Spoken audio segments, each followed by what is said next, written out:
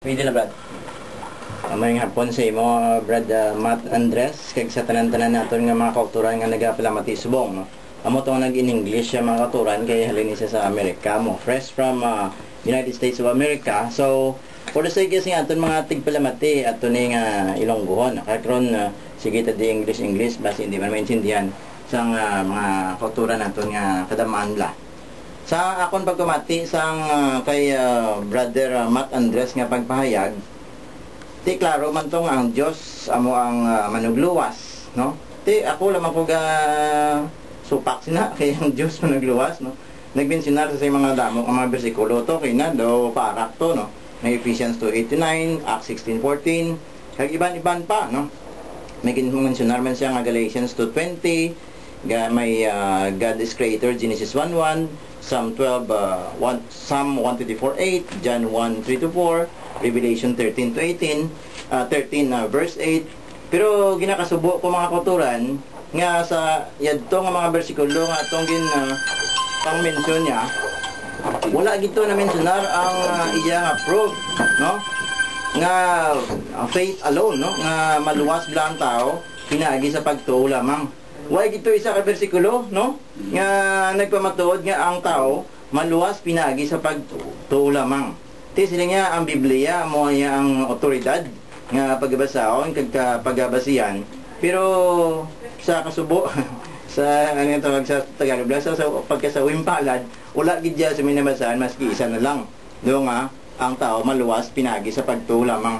Tino di ba ako ni garon kay way man sing wala man siya sing gin priba sa iyang proposition no nga siyang affirmative mo nga man is saved by faith alone. Wala gid sing ni garon. Pero ariyo kon magdagan sa mga kauturan sa Ephesians 2:8-9 ginasiling drop lang for by grace you have been saved through faith and this is not by yourself, it is a gift of God so that no one could boast. Di wala man dahil na sila nga faith alone. Di ba? In fact, ang ato niya, utod niya si Brother Matt Andres, magbasa na siya rin sa Genesis, kadto sa Book of Revelation, why ginisa siyang may makuha nga verse dyan nga nagisiling, man is saved by faith alone. Pero ako yung may pamatuod ko sa James 2:24.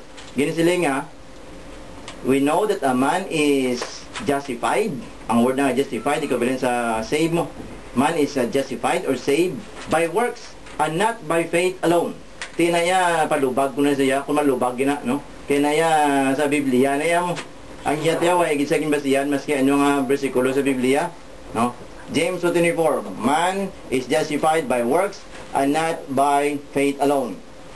Ang mga kauturan naton nga mga di katoliko masiling ni sila nga tinaya ining James 2:24 ni justification in the presence of man but not in the presence of God, no? Ato nagtabo kay Abraham. Pero mga kauturan na gina-refer da sa Genesis chapter 22 si Abraham nandito kag Isaac dito sa Mount Moriah. Ti sino ba tong tao pa kitaan niya to sing justification niya? Wala kundi ato justification in the presence of God dito, no? Kagamo man na kay example ni sa example ni Rahab da, no? Sa James chapter 2 da nga sila bla may pagtuo pero wala nagtuo lamang kundi naghimo sa mayang buhat, no?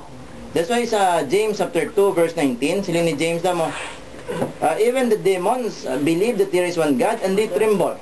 Pero ang demons ba naluwas kay sa ilang pagtuo ato faith alone mo diba pagtuo lamang pero labi na mayong binuhatan ti kaluluoy man ako na mo na yaton nga tindugan ang iyang pagtuo hindi mo na ang faith alone na, no? Hindi niya Kristiyano nga pagtuo, no? Kag sa James 2:14, no? Ginasiling ni James da, can his faith save him, no? Faith without works is dead sa James 2:26.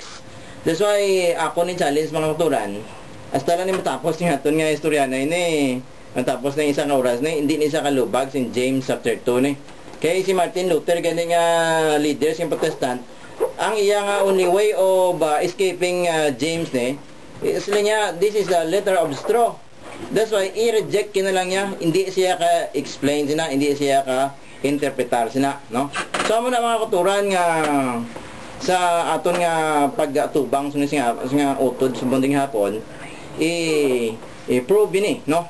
Kay na wala gid siya nag-approve maski sa mga bersikulo nga ang tao maluwas pinagi sa pagtuo lamang.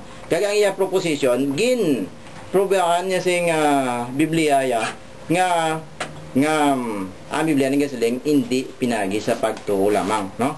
Now, kung makadtod sa Romans 3:28, basi kumadtod sa ginaunahan ko nang daan nga ginasilin ni Saint Paul da man is justified by faith and not by works of the law. Ang works of the law na yan, hindi niya good works, kundi works of the law of Moses na yan, Old Testament, no? Tapos, wala man na ginasiling nga, man is justified by faith alone.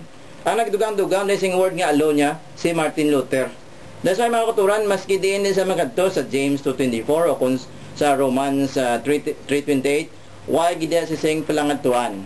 Anay pa, Brother Paul, basi may sira ng imong relo na kay sobra na ako. Ako tag 7 minutes o daw 8 minutes na niya ako. O, sige, Kapag itabis na yung relo, bigyan tayo mayo na, Brad. kay... Sa atong mga tagpalamati,